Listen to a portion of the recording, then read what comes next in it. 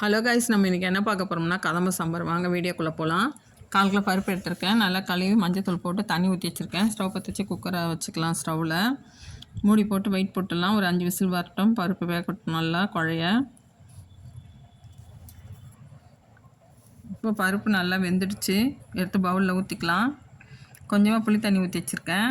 இது அப்படியே இருக்கட்டும் ஓரமாக. இப்போ காய்கறி குக்கரில் வேக வச்சுக்கலாம். பருப்பு ஊற்றின குக்கர்லேயே காய்கறி வேக வச்சுக்கலாம்.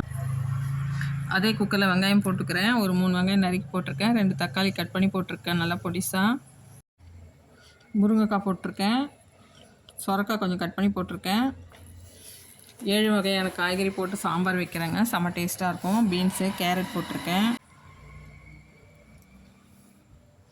தேவையான உப்பு போட்டுக்கலாம். சாம்பார் வெங்காயம் கொஞ்சம் உரித்து போட்டிருக்கேன். 2 ஸ்பூன் சாம்பார் பொடி போட்டிருக்கேன். 3 ஸ்பூன் மிளகாத்தூள் போட்டிருக்கேன், குழம்பு மிளகாத்தூள். கொஞ்சம் பெருங்காயம் பவுடரும் போட்டிருக்கேன். இப்போ காய்கறி நல்லா வெந்துடுச்சு.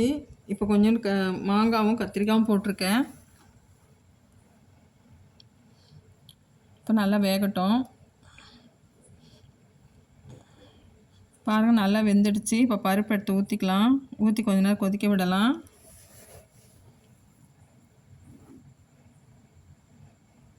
இப்போ தாளிச்சிக்கலாம். ஸ்டவ் பற்ற வச்சு கடாய் போட்டிருக்கேன். கடாயில் எண்ணெய் ஊற்றிருக்கேன். கடுகு உளுத்தம் பருப்பு, கொஞ்சம் காஞ்ச மிளகாய் போட்டுக்கலாம்.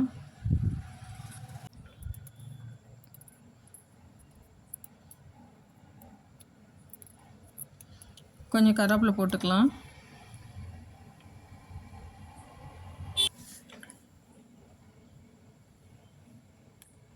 கொஞ்சம் கருவேப்பிலை போட்டு தாளிச்சிக்கலாம். இப்போ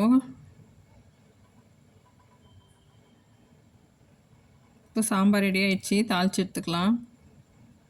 செம்ம டேஸ்ட்டாக இருக்குங்க. சாப்பாட்டுக்கும் நல்லாயிருக்கும், டிஃபனுக்கும் தொட்டுக்கலாம். செம்ம டேஸ்ட்டாக இருக்கும். எல்லா காய்கறியும் போட்டு வச்சு தொட்டு சாம்பார். கொஞ்சம் கொத்தமல்லியும் தூவிக்கலாம்.